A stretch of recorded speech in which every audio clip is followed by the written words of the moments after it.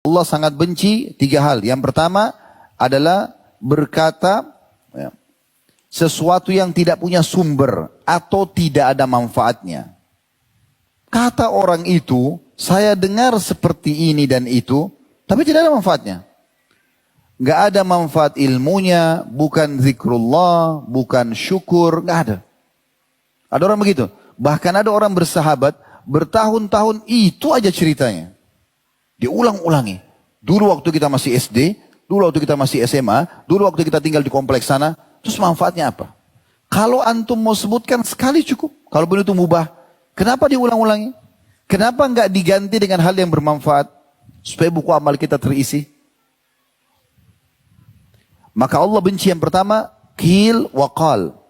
Suka berkata ini dan itu tapi tidak jelas sumbernya. Dan juga yang kedua adalah wa kasratus su'al. Dan juga banyak bertanya. Tapi bukan tujuannya karena ilmu ya. Maksudnya contoh misalnya antum hadir di pengajian begini, ada orang, Masya Allah di sini tidak ada, tapi ini contoh saja. Ada orang, dilihat orang di sebelahnya, bajunya bagus. Merek apa bajunya? Beli di mana? Kalau dia mau beli oke.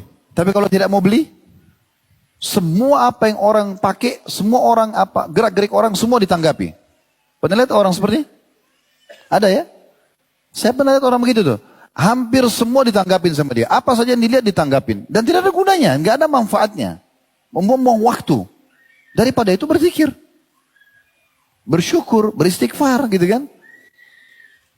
Hasan Basri rahimahullah pernah mengantar jenazah. Lalu beliau berzikir. Tapi berdiri diri sendiri saja. Ada satu anak muda di sebelahnya tanya, wahai imam, kenapa anda berzikir?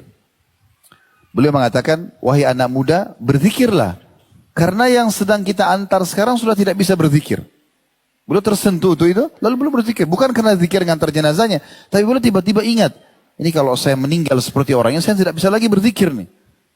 Maka beliau isi dengan berzikir. Karena sudah diantar, tidak bisa lagi berzikir. Dan yang ketiga dikatakan wa idha'atul mal. Ini yang Allah benci, membuang-buang harta, ya, nggak jelas. Gitu. Tentang potongan sabda Nabi SAW, qil wa qal, perkataan-perkataan yang tidak jelas sumbernya, tidak ada manfaatnya, tidak ada faedahnya. Dinukil perkataan Imam Malik rahimahullah oleh Ibnu Battal, wa huwal iktharu minal kalami wal irjaf. Banyak bicara dan menyebarkan berita yang membuat orang takut. Atau mungkin membuat orang kagum. Atau membuat orang tertawa. Tapi nggak ada gunanya. Nggak ada manfaat. Hanya sebatas saja cari simpati orang. Ya. Itu maksud dari qil wa qal yang Allah tidak suka. Nahwa qaulun nas. Seperti perkataan sebagian orang. Atau fulana. Atau fulanun kada. Wa mana'a kada. Wal khawdu fima la ya'ni. Seperti orang bilang, si fulan memberi ini, dan dia tidak dapat itu.